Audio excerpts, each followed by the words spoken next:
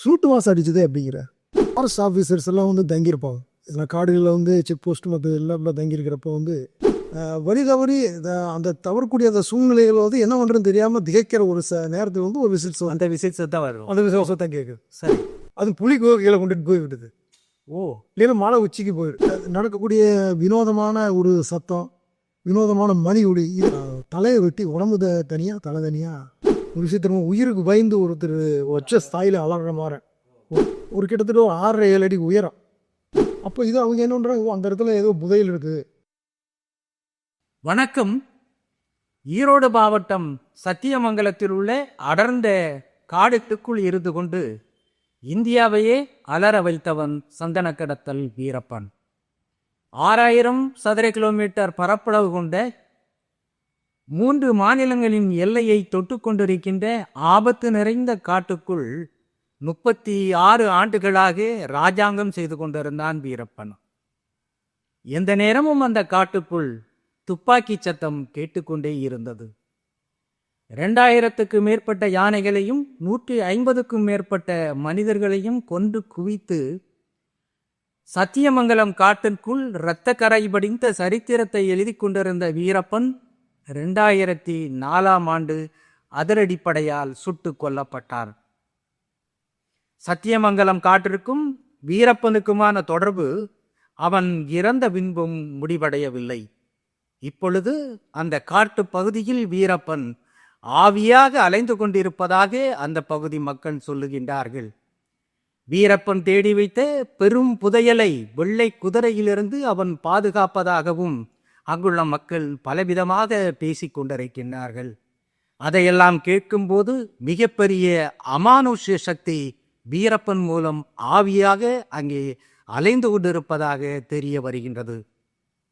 நள்ளிரவு நேரங்களில் அந்த பகுதியில் லாரிகளில் செல்லுகின்ற ஓட்டுநர்கள் முரட்டு மீசை கொண்ட மனிதன் ஒருவன் பெரிய துப்பாக்கியோடு அங்கும் இங்குமாக அலைந்து கொண்டிருப்பதாக மிகுந்த அச்சத்துடன் தெரிவிக்கின்றார்கள். இத்தனைக்கும் மத்தியில் வீரப்பனுடைய ஆவியை நேரில் பார்த்தவர்களை களத்தில் நேரடியாக சந்தித்து உரையாடி இருக்கின்றார் அமானுஷ்ய ஆய்வாளரான மிஸ்டிக்ஸ் ஜானி. அவர் தனது திகில் கலந்த அனுபவங்களை எல்லாம் இப்பொழுது நம்மிடையே பகிர்ந்து கொள்ள இருக்கின்றார். வணக்கம் சார். வணக்கம். அமானுஷ்யத்தோடு உங்களை சந்திப்பதில் ரொம்ப மகிழ்ச்சி அடைகிறேன். உங்களுக்கும் இந்த சத்தியமங்கலம் காட்டிற்குமான தொடர்பு எப்போது ஏற்பட்டது, எப்படி ஏற்பட்டது, அதை கொஞ்சம் விளக்கமா சொல்லுங்களா? என்னோட நேட்டிவ் வந்து ஈரோடு பக்கத்தில் இருக்கிற ஒரு கிராமம், சிவகிரிங்கிற கிராமம். ஏன்னா அங்கே பொங்கு பகுதியில் உங்களுக்கு தெரியும், அங்கே அந்த சாத்த வழிபாடு, அதாவது பெண் தேவ வழிபாடு அதிகம். அந்த வகையில் வந்து சத்தியமங்கலத்தில் இருக்கிற பண்ணாரி மாரியம்மனை தரிசனம் பண்ணுறதுக்கு எங்கள் ஊர்லேருந்து பல பேர் போவோம். அதில் நானும் வந்து ஒரு ஆளாக அடிக்கடி இந்த அமாவாசை பௌர்ணமி நாட்களில் போகிறது வழக்கம். சரி. அப்போ அதில் அப்படி போகிறப்போ வந்து அங்கேருந்து உள்ள காட்டு பகுதிக்குள்ள காட்டு பண்ணாரின்னு ஒரு ஏரியா, அங்கேருந்து கிட்டத்தட்ட ஒரு 7 கிலோமீட்டர் இருக்கும். அது உள்ள காட்டுக்குள்ளே தான், அதை சத்தியமங்கலம் அதாவது மைசூர் போகிற ரூட்டில் இருந்து சரி அந்த செக் போஸ்ட்டில் தாண்டி ஒரு 2-3 கிலோமீட்டர் தாண்டி ரைட் சைடு உள்ள ரோட்டில் காட்டுப்பாதை வழியாக தான் போக முடியும். சரி. ஆனால் நடந்துதான் போதும். யானையின் புலியெல்லாம் வர மாதிரி உள்ள காடு. கண்டிப்பாக புலி சிறுத்தையெல்லாம் அந்த பக்கம் நடமாட்டம் உண்டு, யானை நடமாட்டம் உண்டு. பலமுறை போகிறப்போ வந்து யானையோட அந்த சற்று நேரத்துக்கு முன்னால் யானை வந்து அந்த லத்தி போட்ட இதெல்லாம் அடையாளம் பார்த்துருக்கீங்க. சரி.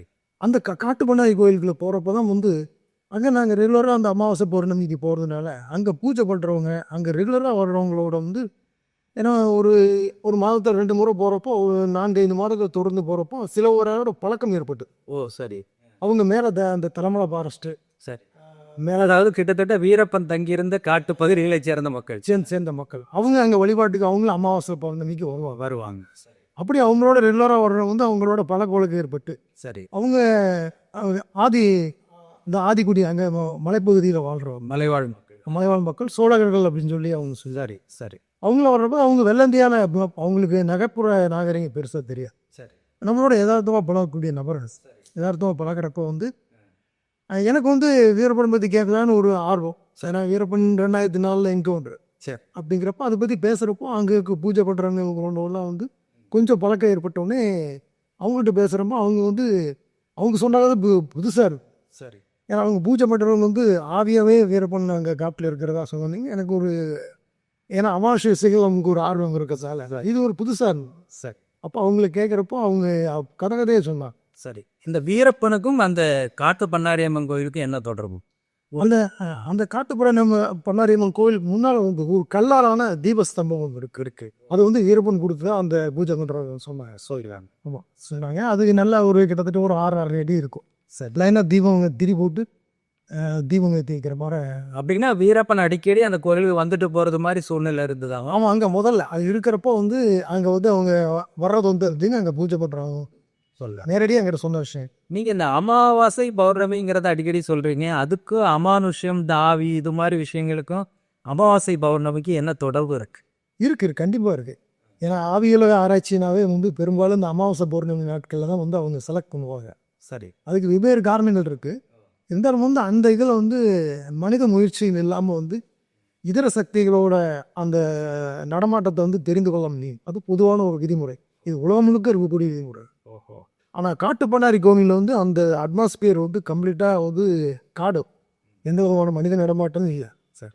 அப்பப்போ இந்த செந்நாய்கள் அங்கே செந்நாய்கள் கூட்டமாக போகும். அது பலமுறை பார்த்துட்டோம் நான் ஒரு அது மாதிரி எச்சரிக்கையாக. அப்போ அங்கே போய் அந்த காட்டுப்பண்ணாரி கோயிலில் ஒரு மரத்தடியில் அமர்றப்போ அந்த இருக்கக்கூடிய அந்த அட்மாஸ்பியர் அமைதியான ஒரு சூழல் வந்து ஒரு சாதாரண யாராக தான் வந்து கொஞ்சம் விருப்பத்தோடு அமரும்போது அந்த அமைதியை உணர முடியுது. மனசுக்குள்ள வந்து இதுவரைக்கும் உணராத ஒரு அமைதி ஏற்படுறப்போ ஒரு பயம் வருது. அதாவது வீரப்பன் வந்து உயிரோடு இருந்ததோட காட்டுக்குள்ள வந்து மறைந்து வாழ்ந்தான். இப்ப இறந்த பின்னால ரொம்ப சுதந்திரமா ஆவியா சுத்திட்டு இருக்கான் அப்படின்னு நீங்க சொல்ல வர்றீங்க. நீங்க அந்த மக்கள்கிட்ட பேசின அடிப்படையில ஒரு 30 ஆண்டு காலம் வீரப்பன் அந்த காட்டுக்குள்ள இருந்த அடிப்படையில அந்த மக்கள் வீரப்பனை பார்த்து வியந்து சொல்லக்கூடிய விஷயங்கள் என்ன? அவருடைய பிறப்பில இருந்து உங்களுக்கு நீங்க கேள்விப்பட்டதுல ரொம்ப முக்கியமான விஷயங்களை சொல்லுங்களா? வீரப்பன் பிறந்த கதையிலேருந்து நான் ஆரம்பிக்கிறேன். 1952 வீரப்பன் பிறந்த வருடம் அது. பிறந்திலிருந்தே அவர் வந்து அந்த காட்டு பகுதியில் கோபிநத்தம், அதாவது தமிழ்நாடு கர்நாடகா பார்டரில் இருக்கக்கூடிய கோபிநத்தம் ஊரில் தான் அவர் பிறந்தார். சின்ன வயசுலேருந்தே அவருக்கு வந்து அதுவும் சுற்றிலும் ஃபாரஸ்ட் ஏரியா. அதனால் வந்து 10 வயசுலேயே வந்து அங்கே விவசாய பூமிகள் தான். அவருக்கு சொந்த இடம்லாம் இருக்குது, நிறைய ஏக்கர் நிலமெல்லாம் இருக்குது. அது சொந்த இடத்துல வந்து அவர் வந்து விவசாயம் பண்ணுறது மட்டும் இல்லாமல் காடுகளில் போய் வேட்டையாடுறது வந்து 10 வயசுலேயே அவர் ஆரம்பிச்சிட்டார். அவர் உறவினர் சேவியருங்கிற உறவினர்கிட்ட இருந்து 13 வயசுலேயே வந்து யானையை எப்படி வேட்டையாடுறதுங்கிற விஷயத்த அவர் தெரிஞ்சுக்கிட்டார். அந்த வகையில் வந்து காட்டு வாழ்க்கை வந்து அவருக்கு ஒரு விதத்தில் பிடிச்சதாக இருந்தது அவருக்கு. ஆனால் அந்த வகையில் வந்து அவர் காட்டுக்குள்ளேயே இருந்திருக்காரு. அதே சமயம் வந்து அப்படி அந்த யானை வேட்டையாடுறப்போ இந்த சந்தனக்கட்டை இதெல்லாம் பண்ணுறப்போ வந்து ஃபாரஸ்ட் ஆஃபீஸர் வந்து அவர் சின்ன வயசுலேயே, அதை 13-14 வயசுலேயே வந்து ஃபாரஸ்ட் ஆஃபீஸர் அவர் கொண்டதாக வந்து அந்த கிராமப்பகுதி மக்களும் தெரிவித்தாங்க அவர்கிட்ட. அவர் அங்கே தங்கியிருக்கிறது பார்த்திங்கன்னா உயரமான அந்த பாறைகள், அது ஒரு மலை உச்சிகளை தேர்ந்தெடுத்து அங்கே தங்குறது. ஒரு நாள் ஒரு இடத்துல இருக்கிறது, பல இடங்கள் மாறி மாறி மாறி போகிறது. அங்கே மேலே ஏன் தங்குறாருன்னா இவங்களை தேடி யாராவது வந்தால், யார் வந்தாலும் அது காவல்துறையாக இருக்கட்டும் வேறு வெளிநபர்கள் யாராவது இருந்தாலும் அந்த நடமாட்டத்தை கவனிக்கிறதுக்காக ஒரு மேலே இருந்தாங்க அவரோட குழுவோட. அப்படி இருக்கிறப்போ அவர் வந்து அந்த காட்டு வாழ்க்கையில் வந்து தன்னோட குழுவினருக்கு மற்றவங்களுக்கு சங்கேத, அதாவது தன்னோட விஷயத்தை ஒரு தெரிவிக்கிறதுக்காக வந்து பறவைகள் மாதிரி ஒலி எழுப்புறது. அங்கே இருக்கக்கூடிய பறவைகளாட்டம் மான் போல் விசில் அடிக்கிறது, இந்த மாதிரி ஒரு சங்கேத குறிகள் மூலமாக வந்து தன்னோட குழுவினருக்கும் மற்றவங்களுக்கும் வந்து செய்தி பரணும். அதே மாதிரி காட்டுக்குள்ளே இவரை தேடியோ அல்லது வேறு புது நபர்கள் யாரோ வந்தாங்கன்னா அந்த செய்தி வந்து எப்படியும் அவரை வந்து சேர்ந்தோம். அந்தளவுக்கு வந்து தகவல் தொழில்நுட்பம் இன்ன வரைக்கும் அது புரியல. எப்படி அங்கே காட்டுக்கு கிட்டத்தட்ட ஒரு, அதாவது போலீஸ் வந்து கிராமத்துக்குள்ள அடி எடுத்து வச்சாலே நடுக்காட்டில் இருக்கக்கூடிய வீரப்பனுக்கு அந்த தகவல் போய் ஒரு 10 நிமிஷத்துல போய் சேர்ந்துடும். அடுத்த 10 நிமிஷங்கள்லாம் அந்த தகவல் போய் சேரும். ஓ. அது எப்படிங்கிறது வந்து இன்ன வரைக்கும் வந்து அது தெரியாது வேண்டுமான.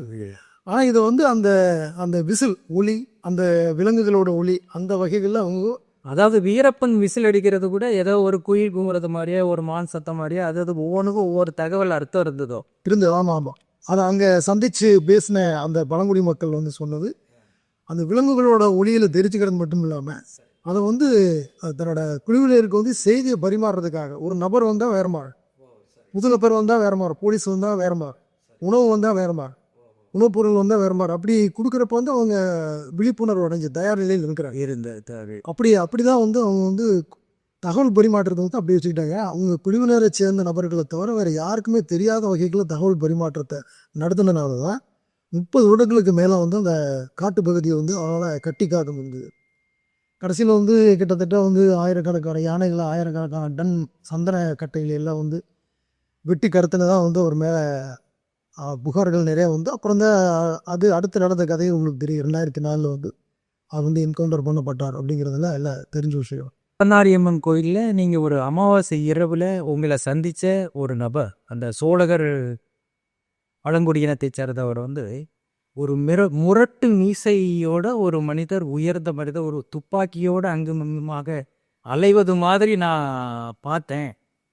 நான் கிட்ட நெருங்கும்போது அந்த உருவம் போயிடுச்சு அப்படிங்க உங்கள்ட்ட சொல்லியிருக்கிறாரு. அந்த சம்பவத்தை நீங்கள் அப்படியே விளக்கி சொல்லுங்கண்ணா.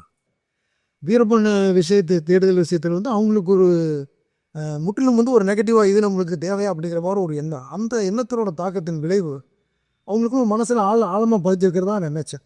ஏன்னா அவர் சொல்கிற உருவம் வந்து ஆல்மோஸ்ட் வந்து மீச வச்ச உருவம். இதெல்லாம் வந்து அந்த வீரப்பனை வந்து அந்த வீரப்பனோட அந்த தொடர்பினால் அவங்க ஏற்பட்ட அந்த அனுபவங்களோட விளைவாக தான் நான் பார்த்தேன்.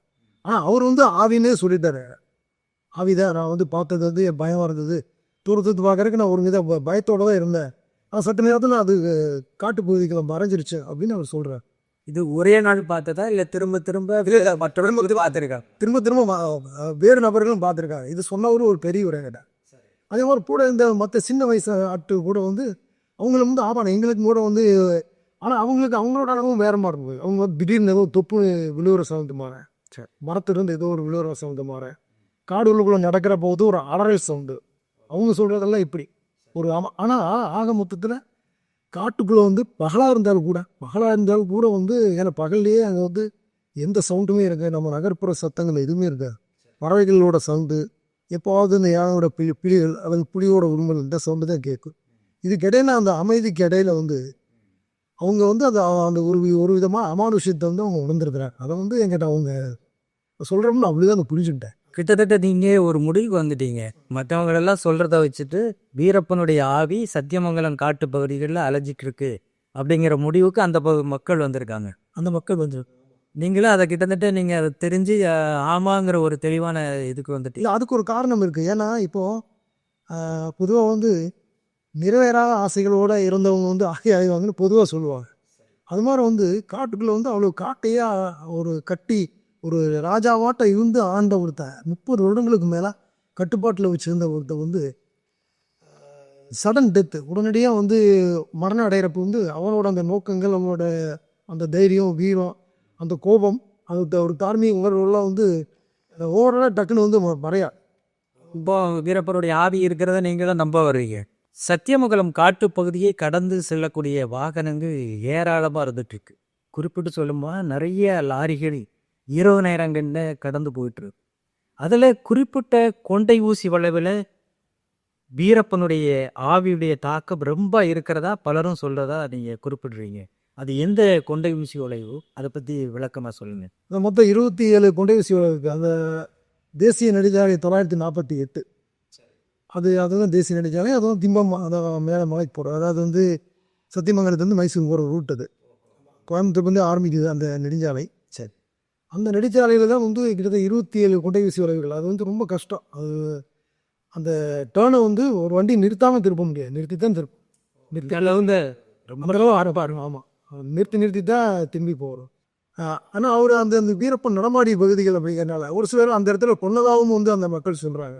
அப்போ அந்த பர்டிகுலராக அந்த 17, 18 அந்த கொண்டை ஊசி வளைவுகளில் தான் வந்து திடீர்னு பிரேக் டவுன் ஆகி வண்டி நிற்கிறது, டயர் வெடிக்கிறது, இந்த மாதிரி சம்பவங்கள் நடக்கிறப்போ வந்து அவங்களுக்குள்ள ஒரு பயம் ஏற்படுது. அந்த இடத்துக்கு போகிறப்பவே சரி அவங்க உள்ளுக்குள்ளே உணராத விஷயத்த சொல்ல முடியாது.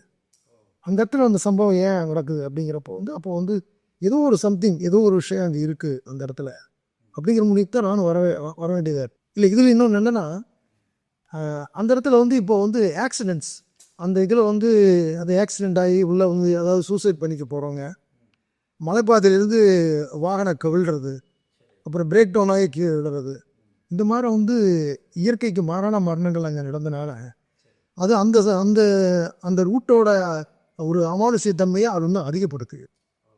கூடுதலாக அந்த வீரப்பனோட ஆவி கதைகள் வந்து இன்னுமே வந்து அதில் வந்து பெரும்பாலும் நைட்டில் வந்து அதிகமாக யார் ட்ராவல் பண்ணுறது, பகல் நேரங்களில் தான் பண்ணுறாங்க. இரவு பேருந்துகள் போய் வருது, முக்கியமான வந்து பால் மாதிரியான வந்து வாகனங்கள் போகுது. ஆனால் ஒரு விதமான ஒரு தயக்கத்தோடவும் ஒரு தைரியத்தோடும் தான் அவங்க வந்து போகிறாங்க. கண்டிப்பாக அவங்க போகிறவங்க எல்லாருமே வந்து பண்ணாரி அம்மனை நிறுத்தி வழிபட்டுட்டு தான் எல்லா வாகனங்களும் போகும். அதை வீரப்பனுடைய ஆவிக்கு பயந்து பண்ண வழிபடுறாரு, வழிபட்டுட்டு தான் போகிறாங்க. அது சம்மந்தப்பட்ட எல்லாருமே ஏற்றுக்கூடிய விஷயம். அந்த இடத்துல நீங்கள் வந்து எல்லாருமே வழிபட்டுட்டு தான் மலையேற தொடங்குறாங்க. அந்த செக் போஸ்ட்லேருந்து ஆரம்பித்து திம்மமலை தொடரில் 1வது கொண்டை சோலைகள் ஆரம்பித்து இந்த 15, 16, 17 அவங்களுக்கு ஒரு விதமான ஒரு இதாயிரும். அந்த வீரப்பன் இறந்தது 2004 கிட்டத்தட்ட 21 வருஷங்கள் போயிட்டு இப்போவும் அந்த வீரப்பனை பற்றியுடைய திகில், அவனுடைய ஆவியை பற்றி உள்ள திகில் கொஞ்சம் கொஞ்சம் அப்படி குறைஞ்சிட்டு இருக்கா, இல்லை ரொம்ப அதிகரிச்சிட்டு இருக்கிறதா அவங்களுடைய? இல்லை, மக்கள் வந்து நீங்கள் அவரோட மக்கள் மனதில் பெரிய ஏன்னா கூட வந்து அந்த அமானுஷ்ய சம்பவங்கள் வந்து ஆங்காங்கே நடக்குது. ஏன்னா அவங்க எனக்கு தெரிவித்த வரைக்கும் வீரப்பன் வந்து அவன் பிறந்த ஊர் அந்த கோபிநத்தம் பகுதிகளில் வந்து ஒரு பெருமாள் கோயில் கட்டிக்கிட்டார். சரி. அவங்க குலதெய்வம் வந்து முனிசாமி கோயில். இந்த முனிசாமி கோயிலும் வேலை எடுத்து பண்ணியிருக்காங்க. இந்த முனிசா கோயிலில் வந்து அமாவாசை நேரங்களில் வந்து சுருட்டு வாசனையும் ஒரு பெரிய மீசை வச்ச ஒரு உருவம் அவங்க உட்காந்துருக்கிற மாதிரி பார்த்ததான் அந்த பழங்குடி மக்கள் தெரிவித்தது எனக்கு ஒரு ஆச்சரியம் இருந்தது. சரி. அப்புறம் அவங்ககிட்ட கேட்குறேன், எப்படி இது நீங்கள் என்ன? இல்லை, அங்கே வந்து அந்த மாதிரி உருவத்தை நான் பார்த்தேன், அந்த பெரியவர். சரி. அதை வச்சு தான் நான் வந்து இது நீ உண்மையிலேயே அந்த மாதிரி உருவத்தை நீங்கள் பார்த்தீங்களா, இல்லை வந்து ஒரு பிரமையா அப்படிங்கன்னு. இல்லை, சுருட்டு வாசம் அடிச்சது அப்படிங்கிறாரு. காடுகளில் வந்து தான் கையால் சுருட்டை வந்து தயார் பண்ணி சாப்பிடக்கூடிய வழக்கம் வந்து வீரப்பனுக்கு இருக்குன்னு சொன்னார். ஓ, சரி. அப்போ வந்து அவரே அங்கேருந்து புகையில எடுத்து அவரே தயார் பண்ணி அந்த சுருட்டை வந்து யூஸ் பண்ணுறாங்க. புகைக்கிறது வேற எதையும் நம்பாம அவரே வந்து அப்படி அந்த பெரியவர் சொன்னார். சரி. சொல்கிறப்போ வந்து அந்த சுருட்டு வாசனை அது கூட வந்து அவருக்கு ஒருங்கிணைச்சு அவர் வந்து அது ஒரு ஆவி உருவமாக புரிஞ்சு. ஆனால் அவர் வந்து பார்த்தோன்னே கிட்ட தெளிவாகவே சொன்னார்.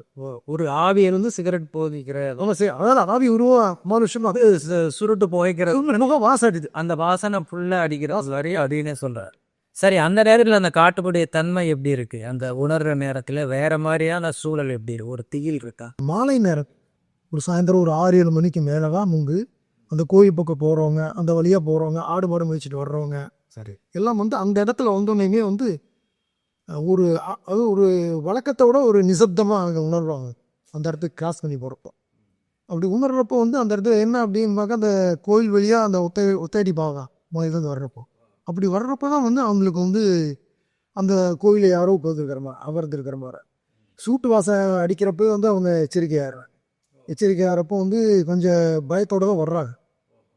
அப்படி இந்த மாதிரி வயசானவங்க ஒரு சிலருக்கெல்லாம் வந்து ஒரு உருவம் மீசை வச்சுட்டு அவங்க அதை உணர முடியுது. சரி, வீரப்பன் மாதிரி ஒரு உருவம், ஒருத்தர் வீரப்பமாற அப்படிங்கிறார். அந்த கொஞ்சம் வயசு கதையாக இருக்கிறவங்க வீரப்பமாற உருவம் அப்படிங்கிறார். வயசானவரும் வீரப்பனேன்னு சொல்லிட்டார்.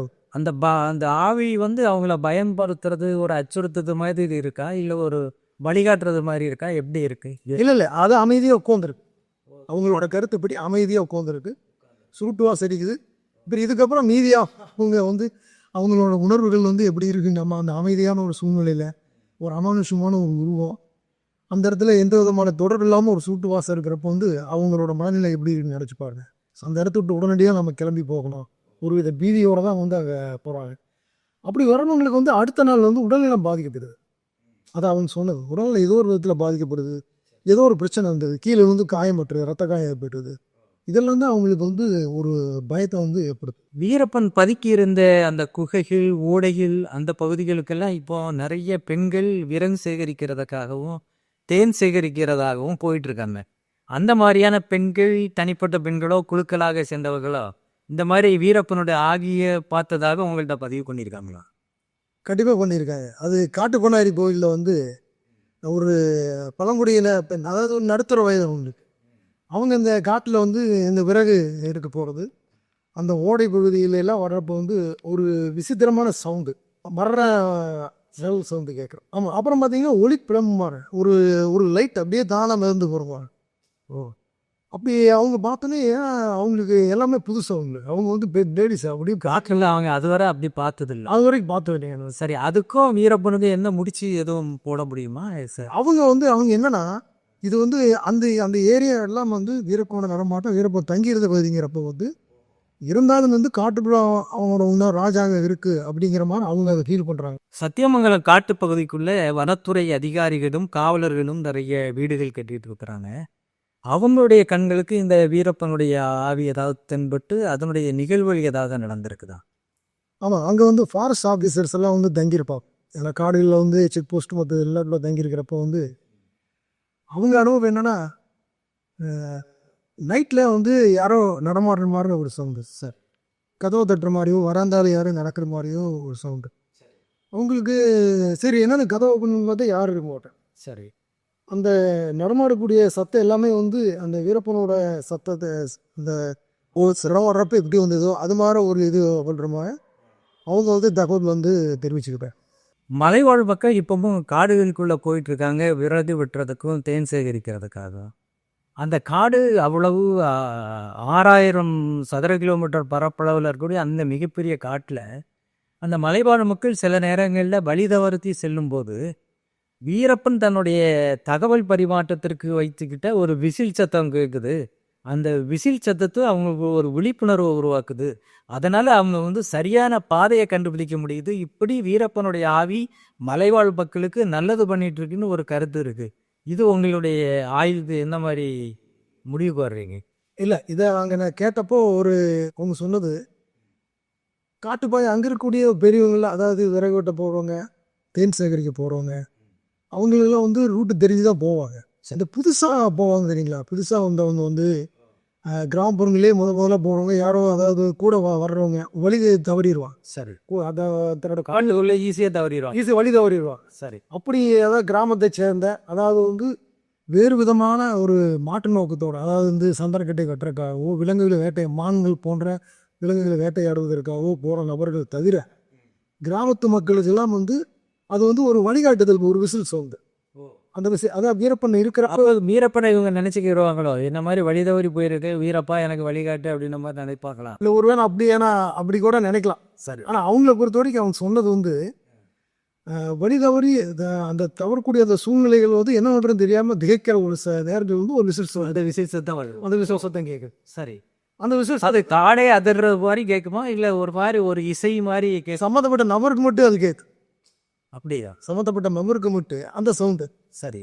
ஏன்னா அது அவங்க சொல்கிறப்போ வந்து அந்த சவுண்டு இது வரைக்கும் எனக்கு காட்டுக்குள்ளே வந்து அவங்களுக்கு சப்தங்கள் பழக்கம். எல்லா பறவை மிருகம் எல்லா சத்தமும் அவங்களுக்கும் தெரியும். ஆனால் இந்த சவுண்டு வந்து ஒரு வினோதமாக இது வந்து ஒரு மனிதன் தான் ஏற்படுத்த முடியும் அந்த சவுண்டை. ஓ சரி. அந்த விசில் சவுண்டை. சரி. அப்போ அவங்களுக்கு ஒரு ஆச்சரியம், அந்த சவுண்டை வந்து அதாவது என்னை ஃபாலோ பண்ணு அப்படிங்கிற மாதிரி அந்த சவுண்டு அமையுது.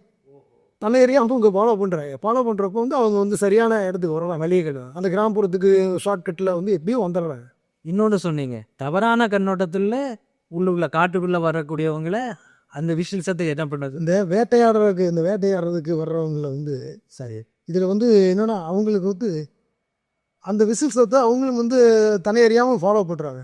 அது ஏன்னு வந்து அது அந்த அந்த சூழலில் வந்து தனி அறியாமல் ஃபாலோ பண்ணக்கூடிய நிலை. அந்த விசில் சத்தை அவங்கள கவர்ந்து இழுத்து கொண்டு போகிற மாதிரி தான் இருக்குது. ஓ ஆமாம், அதுதான் உண்மை. ஆக்சுவலாக ஃபேக்ட் தான். சரி. அவங்க சொன்னது தவறான நோக்கத்தோடு வந்தவங்க, இந்த சந்திராயத்து வந்தவங்க அல்லது வந்து வேட்டையாட வந்தவங்க எல்லாம் வந்து அந்த விசில் சத்தத்தை ஃபாலோ பண்ணி போகிறப்போ சரி அது புலிக்கு கீழே விட்டுட்டு போய்விடுது. ஓ, இல்லைன்னா மழை உச்சிக்கு போயிடுது. அவங்களுக்கு தண்டனை கொடுத்த மாதிரி ஆகிடுது. உரிமை நீ காட்டுக்குள்ளே வராதுன்னு சொல்லி வீரப்ப எச்சரிக்கையாகட்டும். ஓ எச்சரிக்கை. அவங்க அந்த விசில் சவுண்டில் வந்து தவறான இடத்துக்கு நம்ம போகிறோன்னு தெரிஞ்சு புத்திசாலித்தனமாக வந்தால் தான் பரவாயில்ல. இல்லைன்னா வந்து சித்தைகள் புலிகள் இருக்கக்கூடிய அந்த குகை இருக்கக்கூடிய ஏரியாவுக்கு உயிரேக்கே ஆபத்தாகக்கூடிய சூழ்நிலை வந்து அது. ஆமாம், அதில் பல பேர் வந்து அந்த மாதிரி தவறான நோக்கத்தில் வந்தவங்க வந்து காணாமல் போயிருக்கான். காணாம போனதான் அவன் சொல்லியிருக்கான். ஓ, அப்போ வீரப்பன் ஆவி நல்லவர்களுக்கு நல்லது பண்ணுது, கெட்டவர்களை எங்கேயா புலி குகையில் கொண்டு விடுதுன்னு சொல்ல வரையும். உள்ள காட்டுக்குள்ளே வந்து சரி தவறான நோக்கத்தோடு போகிறவங்களை வந்து அது வந்து சம்திங், அது ஏதோ ஒரு விஷயம், ஒரு அமானுஷமான ஒரு விஷயம் வந்து இருக்குது. வீரப்பன் வந்து தான் செய்த பாவங்கள் நிறையாவே பண்ணியிருக்கான். ஏன்னா 150க்கு மேற்பட்ட மக்களெல்லாம் போலீஸ் அதிகாரிகள் அவங்கெல்லாம் கொண்டு இருக்கான்.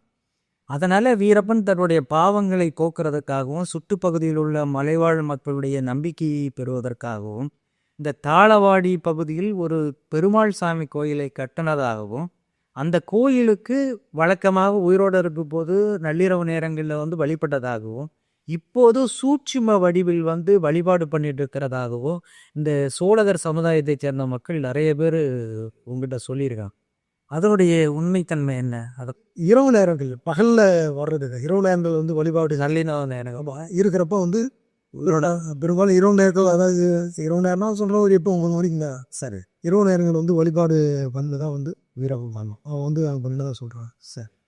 அவர் காலமானதுக்கு பிறகுமே வந்து சூட்சும உருவத்தில், அதாவது ஒரு ஒரு ஆடிங்கிறது ஒரு ஆவிமா உடல் இல்லாத ஒரு உருவமாட்டம். ஒரு உருவம். இதை அவங்க வந்து அந்த மாதிரி, ஏன்னா அவங்க அங்கே நடக்கக்கூடிய வினோதமான ஒரு சத்தம், வினோதமான மணி ஒளி, இதில் வச்சு அவங்க வந்து யாரோ வந்து பூஜை பண்ணுறாங்க அப்படிங்கிறது வந்து அவங்களால உணர முடியுது.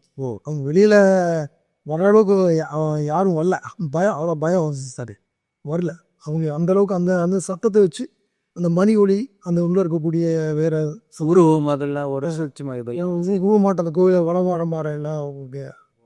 அதனால் ஒருவித பயத்தோடு தான் இருந்திருக்காரு. இரவு நேரங்களில் அவங்க வர்றதில்லை. அவங்க 8-9 மணிக்கு மேலே அந்த பக்கம் வர்றதில்லை. அதாவது பெருமாள் சாமி கோயிலுக்கு இப்போதும் ஒரு சூட்சும வடிவத்தில் வீரப்பன் வந்து வழிபடுறதா அங்கே உள்ள மக்கள் நம்புறாங்க. மக்கள் தான் நம்புறாங்க. சரி. அந்த முனுசாமி கோயிலின்னு ஒரு கோயிலில் இவர் வந்து வேட்டைக்கு போகும்போதெல்லாம் வழிபாடு நடத்துவார். அந்த கோயிலே அதே மாதிரி ஒரு சூட்சும வடிவ சில திகில் சம்பவங்கள் இருக்கிறதா சொல்கிறீங்களா? ஏன்னா அந்த முனிசாமி கோயில் தான் வந்து அவருக்கு வீரப்பனுக்கு வந்து குலதெய்வம். குலதெய்வம் அப்படிங்கிறப்ப வந்து தான் ஒவ்வொரு முறை யானை வேட்டைக்கு முதலில் அவங்க வேட்டையாடுற சமயங்களில் சரி வந்து பிரார்த்தனை பண்ணிட்டு தான் போவாங்க. வெற்றி கிடைக்கணும், சரி, எனக்கு துணையாக இருக்கணும் அப்படின்னு ஒரு அமானுஷ்யமாக, அவன் பிரார்த்தனையே அமானுஷ்யமாக பிரார்த்தனை தான். சரி. கூட இருக்கிறவங்களுக்கு என்ன வேடிக்கையாருன்னு தெரியாது. அவங்க கூட இருக்கிறவங்களுக்கு என்னதான் வேண்டிக்கிறாரு, என்னமோ ஒரு நீண்ட நேரம் வேண்டிக்கோடு வீரப்பன். அது என்ன பிரார்த்தனை பண்ணுறாங்கன்னு கூட இருக்கிறவங்களுக்கே தெரியாது. அந்த முனிசாமி கோயிலெலாம் வந்து ஒவ்வொரு இடமும் வந்து வீரப்பனை அந்த அமானுஷ்ய வழிபாடு, அமாவாசைகளை பண்ணுறது, பௌர்ணமிகளில் பண்ணுறது, சரி, இப்படி ஒரு ஒரு ஆத்மார்த்தமான ஒரு தொடர்பு அந்த கோயில் கூட வந்து வீரப்பனுக்கு இருந்துட்டு அதனால் வந்து அவர் காலமானதுக்கு பிறகு வந்து அந்த நடமாட்டம் இருக்குது அப்படிங்கிறதுனால வந்து பெரும்பாலும் வந்து மற்ற நேரங்களில் போகிறாங்க, இரவு நேரங்களில் போகிறதில்ல. முக்கியமாக அமாவாசை பௌர்ணமிகளில் தவிர்த்துறாங்க. யாரும் அங்கே போகிறதில்ல. இந்த பூட்ஸ் சவுண்டு கேட்குறோம். வீரப்பன் எப்போவுமே காட்டுக்குள்ளே பூட்ஸ் போட்டு தான் போகும். ஆமாம், அதுவே தான் போனேன். பெருங்காலில் போகிறது வாய்ப்பு இல்லை. சரி. அந்த பூட்ஸ் ஓசைக்கு அந்த சவுண்டு, அது யாரோ நடக்கிற சவுண்டு, யாரோ சுற்றி வர்ற மாதிரி சவுண்டு யோசிக்கும். ஆமாம். அப்புறம் ஒரு மங்கள் மாதிரி ஒரு உருவம், இதெல்லாம் வந்து போகுது. ஒரு ஆள் பார்த்தா போகுது கிராமத்தில். அவங்க மீண்டும் மேற்கொண்டு யாருங்க வந்து அதுக்கப்புறம் போக மாட்டாங்க. அவங்களுக்கு தெரியும் அமாவாசை பௌர்ணமிகளில் வந்து வீரப்பனுடைய சூட்சும வடிவம் தான் வழிபட்டு வருன்னு நம்புகிறாங்க. ஆமாம், மக்கள் வந்து அவங்க நம்புகிறாங்க. இப்போ இதை நான் சாதாரணமாக கடந்து போக முடியாது. ஏன்னா அவங்க சொல்கிற ஆட்கள் வந்து என்கிட்ட சொன்னவங்க வந்து காட்டுக்குள்ளாரி கோயில் சொன்னவங்க வந்து அவங்க சொல்கிற உணர்வுகள் வந்து நம்ம முழுமையாக அவங்க கொண்டு வர முடியல. அந்தளவுக்கு அவங்க உணர்வுபூர்வமாக வந்து கிராமப்புறத்து மக்கள் அவங்க வந்து முழுமையாக நம்புகிறாங்க. இன்னுமே வந்து காடை வந்து தன்னோட கண்ட்ரோலில் சூட்சுமமாக வச்சுட்டு இருக்கிறதா தான் வந்து நம்ம வீரப்பன் வச்சுட்டு அவங்க வந்து அவங்களோட நம்பிக்கையை. வீரப்பன் வந்து செய்த நிறைய கொலைகள் பண்ணியிருக்கிறாரு. அதில் மிக ஒரு கோரமானது, கொடூரமானது வந்து பி சீனிவாசுங்கிற வன அதிகாரியை கொன்னது. சமாதான பேச்சுவார்த்தைக்கு அவரை அழைச்சி, தந்திரமாக அழைச்சி, அவரை வந்து ஒரு தலையை துண்டித்து அந்த மாதிரி கோரமாக வீரப்பன் கொள்கிறார். வீரப்பனுடைய ஆவி எப்படி அந்த பகுதியில் சுற்றிட்டு இருக்கோ அதே மாதிரி இந்த சீனிவாசனுடைய ஆவியும் அந்த பகுதியில் சுற்றுறதாகவும், அந்த ஆவி சிலருக்கு நல்லது செய்ததாகவும் ஒரு தகவல் அந்த சத்தியமங்கல காட்டு பகுதியில் பரவிட்டு இருக்கு. அதில் எந்த அளவுக்கு உண்மை இருக்கு? ஆமாம், அது அந்த ஃபாரஸ்ட் ஆஃபீஸர், ஐஎஃப்எஸ் ஆஃபீஸர் அவர் தலையை வெட்டி, அதான் சமரச பேச்சுவார்த்தைக்கு கூப்பிட்டு, ஏன்னா இவங்களோட கூட்டாளிகள் அவர் கைது பண்ணி கூப்பிட்டு போயிட்டார் சார். அதனால் வந்து இவர் அதன் மூலமாக வந்து இவர் சரண்டர் ஆகணும்னு அவங்களோட விருப்பம். சரி. ஆனால் அவர் என்ன பண்ணார், அதனால் சீனிவாசன் வந்து இல்லை நானும் சரண்டர் ஆகிறேன், நீங்கள் வாங்கன்ட்டு கூப்பிட்டு. சரி. வீரப்பன் சொல்கிறான், வீரப்பன் வந்து சரண்டராக போகிறதா இவரை கூப்பிட்றான். ஆமாம், இவரை நம்பி போகிற. ஆமாம், அதாவது இந்த மாரியம்மன் கோயில் பக்கத்தில் போகிறாரா? சரி. ஆமாம், ஏன்னா சீனிவாசன் என்ன பண்ணுறாரு, அந்த கோவிலத்த பகுதி இருக்க சுற்றுப்புற கிராம பகுதி மக்களுக்கு வந்து அங்கேயே தங்கி அவர் வந்து வீரப்பனோட தொடர்புகளுக்கு பல மாதங்களாக முயற்சி பண்ணியிருக்கார். முயற்சி பண்ணிட்டு அது இவங்களோட கூட்டாளியும் பிடிச்சிருக்காரு. மோடி அதை நீ நானும் சரண்டர் ஆகணும்னு சொல்லியிருக்கேன். மக்களோட நல்லெண்ணத்தை, ஏன்னா ஒரு அதிரடிப்படினாவே ஒரு மக்களை டார்ச்சர் பண்ணுறாங்க இது வந்து. ஆனால் நல்லெண்ணத்தை ஏற்படுத்தியிருக்காங்க. அங்கே மக்கள்கிட்ட வந்து மாரியம்மன் கோவில் கட்டி கொடுத்தாரு. ஓ சீனிவாசன் அவருடைய அதாவது மாரியங்கள் வந்து ஆரம்பிச்சு அப்படியே நிற்கிது. அது வந்து வீரப்பனை பிடிச்சதுக்கப்புறம் நான் முழுமையாக அவங்களுக்கு கட்டித்தர்றேன் அப்படின்னு ஒரு ஒரு உத்தரவாதத்தோடு அது வேண்டதோடு அதை கட்டியிருந்தார். கட்டி ஆரம்பித்து மாரியோட சந்நிதி அப்படின்னு பண்ணிட்டார். சரி பண்ணிவிட்டு வீரப்பனை பிடிக்கிற முயற்சிகள் தான் வந்து கூட்டாளிகளை பிடிச்சிட்டு அப்புறம் நானும் சான்றாயிரம்னு வீரப்பன் தெரிவிச்சது. அப்புறம் வர்றப்போ தான் வந்து மற்றவங்களுக்கு பாடமாக ரெண்டு அப்படிங்கிறக்காக வந்து தலையை வெட்டி உடம்பு தனியாக தலை தனியாக. ஓ சீனிவாச வீரப்பன் கோரமாக தலையை வெட்டி கொலை பண்ணிடுறா. சரி அப்படி பண்ணுறதுல தான் வந்து அவ்வளவு கொடூரமாக பண்ணினது வந்து மக்கள் மத்தியில் வந்து அந்த வீரப்பங்கிற பிம்பம் இன்னும் வந்து ஒரு பயமுறுத்தல் அளிக்கக்கூடிய மாறிடுச்சு அந்த பகுதி மக்களுக்கு. ஓ சரி. அப்போ வந்து வீரப்பன் கொண்ட அந்த சீனிவாசோட ஆவி வந்து வீரப்பன் ஆவிட்டு வந்து காப்பாற்றுது அப்படிங்கிற நம்பிக்கை இப்போ அங்கே அப்பகுதி மக்களுக்கு. அதனால் அந்த மாரியம்மன் கோயிலில் சரி அந்த சீனிவாசோட படத்துக்கு தான் வந்து முதல் பூஜை நடக்கும். ஓ பெரிய ஃபோட்டோ கோயிலுக்குள்ளே வச்சு முதல் அப்போ ஒரு காக்கி ட்ரெஸ்ஸோடு இருக்கக்கூடிய ஒரு படத்தை வச்சு சரி மாரியம்மனுக்கு முதல் பூஜை வந்து அவருக்கு சீனிவாசன் நடத்தது அப்புறம் மாரியம்மனுக்கு தம்மனுக்கே பட்டுறாங்க. ஆமாம் அந்த ஆவி வந்து வீரப்பனோட இதில் வந்து தங்களை காக்குது அப்படிங்கிற நம்பிக்கை அந்த பகுதி மக்கள்கிட்ட வந்து இருந்துட்டு அவங்க அந்த பயத்தோடு இருக்கக்கூடிய மக்களை வந்து அந்த சீனிவாசங்கிற ஒரு ஃபாரஸ்ட் ஆஃபீஸரோட ஆவி காப்பாற்றுறா அவங்க நம்ம அதை நம்பி. இந்த சத்தியமங்கலம் காட்டு பகுதிகளில் வாழ்ந்துக்கிட்டு இருக்கக்கூடிய அந்த மக்கள் பற்றியில் இப்பவும் ஒரு அமாவாசை இரவு அப்படின்னாலே ஒரு விதமான ஒரு பீதி உருவாகிறதா, மனதளவில் அவங்க பலகீனமாகிறது மாதிரியும் வித்தியாசமான குரல்கள் கேட்குறது மாதிரியும் தொடர்ந்து சொல்லிக்கிட்டே இருக்காங்கல்ல. இதில் எந்த அளவுக்கு நீங்கள் போய் இதில் ஆராய்ந்து பார்க்கும்போது என்ன மாதிரி உண்மையை கண்டுபிடிக்க முடிஞ்சது? இப்போ அந்த அமானுஷ விஷயங்கள் தெரிஞ்சதுக்கப்புறம் வீரப்பனோட இந்த கோவிந்தத்தை அதை வாழ்ந்த அந்த ஊர் அது போகணுன்ட்டு நண்பர்களோட வந்து 2-3 முறை அங்கே போனேன். சரி அங்கே இருக்கக்கூடிய கிராம மக்களை கேட்குறப்போ வந்து அவங்க வந்து அந்த பகுதிகளில் வந்து அந்த அவரோட குலதெய்வம் இருக்கிறது இதில் எல்லாம் வந்து அமாவாசை இரவுகளில் வந்து ஒரு அமானுஷ்யமான சூழல் இருக்கிறது வந்து அவங்க வந்து நிறைய பேர் வந்து ஆமாம் ஒத்துக்கிட்டார். சரி நிறைய பேர் வந்து என்ன மாதிரியான அமானுஷ வெளிப்பாடுகள் இருக்குது? அமானுஷ வெளிப்பாடுகள்லாம் அதாவது காடுகளில் இவங்க இதுவரை கேட்காத விசித்திரமான சத்திரம். சரி அது வழக்கமாக எல்லா நாட்களையும் கேட்கறது. இந்த அமாவாசை பௌர்ணமி இந்த வீரப்பன் சுட்டுக் கொல்லப்பட்ட அந்த நாள் அந்த நாட்கள்லாம் வர்றப்போ தான் வந்து ஒரு விசித்திரமாக உயிருக்கு பயந்து ஒருத்தர் ஒரு ஸ்தாயில் அலற மாதிரி ஒரு சவுண்டு. அப்புறம் எந்த சவுண்டும் இல்லாமல் திடீர்னு ஒரு மரணம் அமைதி ஒரு குண்டூசி விழுந்தாரோட கேட்குற மாதிரி சைலண்ட் மயான இப்படி ஒரு அப்நார்மலாக ஒரு இயற்கைக்கு மாறாத ஒரு நிகழ்வுகள் வந்து அந்த வீரப்பன் சுட்டுக் கொல்லப்பட்ட அந்த குறிப்பிட்ட அந்த நாள் இந்த அமாவாசை பௌர்ணமி நாட்களில் நிலவரதான் வந்து அந்த சுற்றுப்புறங்களில். அப்போ உண்மையை சொன்னால் நீங்கள் உங்களுக்கு தெரிஞ்ச வகையில் அந்த பகுதியில் ஒரு மாதிரி அந்த நாட்களில் மக்கள் ஒரு பீதியோடு தான் இருந்துகிட்டு இருக்காங்க. ஆமாம் அந்த பகுதிகளில் வந்து வீரப்பன் வழிபட்ட இடங்களில் நடமாடிய பகுதிகளில் எல்லாம் வந்து அமாவாசை பௌர்ணமி நாட்களில் வந்து யாரும் வந்து இரவு ஒரு 6 மணிக்கு மேலே யாரும் நடமாட்டமே கிடையாது. எல்லாம் காலையில் தான் சூரிய உதித்ததுக்கு அப்புறம் தான் இருந்தோம்.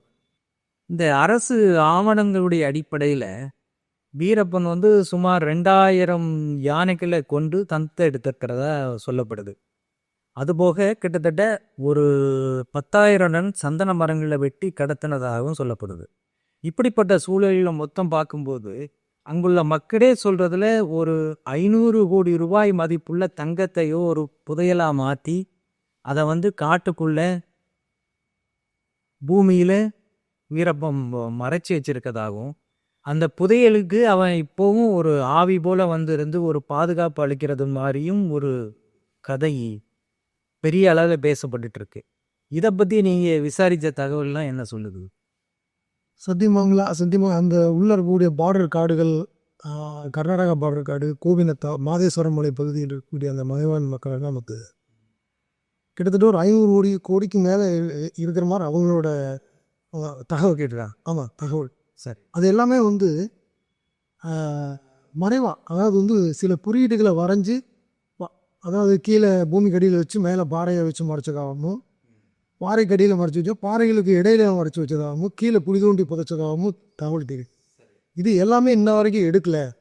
அது எல்லாமே பூமி கடியிலே வந்து தண்டங்களாக இருக்கட்டும், பணமாக இருக்கட்டும், தங்கமாக இருக்கட்டும், கிட்டத்தட்ட ஒரு 500 கோடிக்கு மேலே தேரும் அப்படிங்க வந்து அவங்க அந்த மக்கள் தெரிவிச்சிருக்காங்க. அது எல்லாமே இன்னுமே வந்து இறந்தாலும் கூட வந்து அந்த புதையலை காக்கக்கூடிய ஒரு சக்தியாகவே இருக்கிறதாவே அவங்க நம்புகிறாங்க. ஓ, அந்த புதையலை வீரப்பனுடைய ஆவி வந்து பாதுகாக்கிறதா அவங்க நம்புகிறாங்க. அது ஏன் அப்படி அவங்க அந்த உணர்வு அவங்களுக்கு எப்படி ஏற்படுதுன்னா, பர்டிகுலராக குறிப்பிட்ட இடங்களுக்கு அந்த ஆடு மாடு மேய்க்க போகிறவங்க, தேன் எடுக்க போகிறவங்க போகிறப்போ வந்து அந்த புதையல் இருக்கக்கூடிய பகுதியில், அந்த குழி இருக்கக்கூடிய பகுதியில் போகிறப்போ வந்து அமானுஷ்யமான ஏதோ ஒரு சத்தம் கேட்கும்.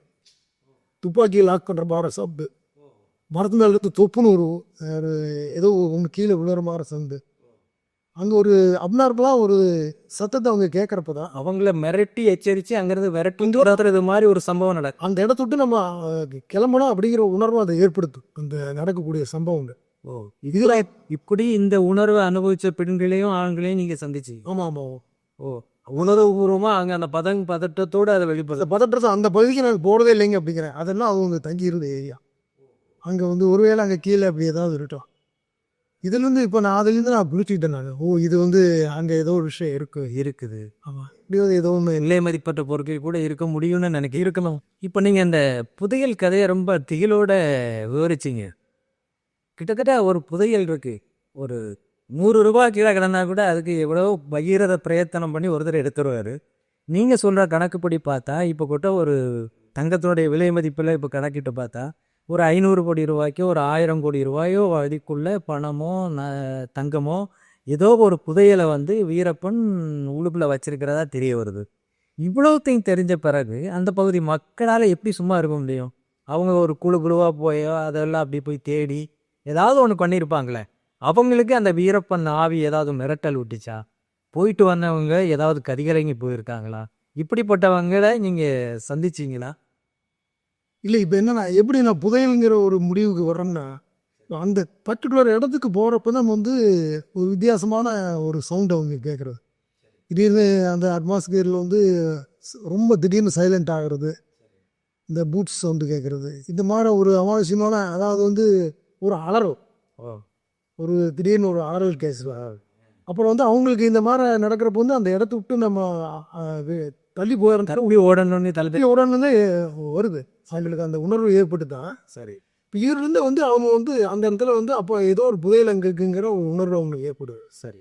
புதையல் ஆவியாக இருக்குதுன்னு கிராமப்புறங்களில் கதை சொல்லது அப்போ உண்மைதான். அப்போ அவங்க அதை ரிலேட் பண்ணி அவங்க புரிஞ்சுக்கிட்டு, இது என்னன்னா அந்த மாதிரி போகிறவங்க வந்து உடல்நலம் பாதிக்கப்பட்டுருது. அவங்க அதுதான் அவங்க உடல்நலம் பாதிக்கப்பட்டு இவங்க கதையை மீண்டு எதிர்த்து என்னன்னே தெரியல, 2 3 நாளாக எனக்கு காய்ச்சல், எந்த ஊசி போட்டும் சரியா இல்லை, சரின்னு வைத்தரையும் வாயிலையும் போகுது.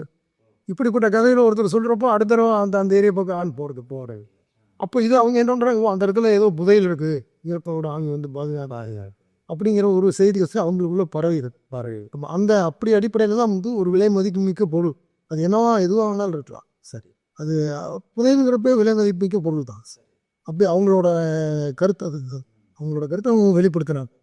அதனால தான் அதை அங்கே நான் போகல அப்படி. ஆனால் நீங்கள் சொல்கிறத பார்த்தா அந்த விலை மதிப்பற்ற புதையலை தோண்டி எடுக்கிறதுக்கான முயற்சிகளில் இன்னும் மக்கள் தொடர்ந்து ஈடுபடுவாங்க. ஆமாம், மறைமுகமாக அவங்க முயற்சி பண்ணிட்டு தான் இருக்காங்க. சரி. இந்த உயிர் பயத்தை மீறி ஒரு சிலர் போகத்தான் செய்கிறாங்க. ஆனால் வந்து அது அவ்வளோ சீக்கிரமாக, ஏன்னா சில குறியீடுகள்லாம் தெரியும், முறை படிக்க தெரியணும், எந்த இடத்துல பறச்சு வச்சிருக்குன்னு தெரியணும். சார் ஏமாத்துறதுக்காக வேலை மாற்று விஷயங்கள் செஞ்சுருக்கலாம். இதெல்லாம் மீறி வீரப்பனுடைய ஆவியை சமாளிக்கும். ஆவியை சமாளி, அது ஒரு பெரிய அந்த பயத்தை தாண்டி ஒரு 2 3 சம்பவங்கள் இந்த மாதிரி நடந்துல அது அவர் அந்த இடத்த விட்டு கிளம்பலான்னு ஒரு எண்ணம் ஏற்பட்டுடும். இதை தாண்டி புதையலது யார் அந்த காட்டுக்குள்ளே தேடி போகிறதுக்கு அவங்களுக்கு வாய்ப்பு. நீங்கள் வந்து அந்த வீரப்பனுடைய புதையலை தேடி நிறைய பேர் போனாங்க. அவங்க பல்வேறு வகையில் மிரண்டு தலைதெறிக்க ஓடி வந்ததாகவும் சொல்லிட்டு இருக்காங்க. அந்த நேரத்தில் வீரப்பனுடைய ஆவி வந்த ஒரு அடையாளம், அதனுடைய தோற்றம், இல்லை அதனுடைய செயல்பாடுகள், அதெல்லாம் எப்படி இருக்குதுன்னு யாராவது சொல்லியிருக்காங்களா அவங்ககிட்ட? சொல்லியிருக்கா. ஒரு கிட்டத்தட்ட ஒரு 6 7 அடி உயரம் ஒரு ஆள், ஒரு நல்ல ஒரு பெரிய மீசை. சரி. ஒரு கருப்பும் இல்லாமல் வெளிச்சம் இல்லாமல் ஒரு உருவம். சரி. இருண்ட முகம். சரி. அந்த மாதிரி ஒரு தோற்றமாக வந்து, அதாவது மாலை நேரங்கள். சரி. அது இந்த அமாவாசை பௌர்ணமி நாட்களில் மாலை நேரங்கள் தான்.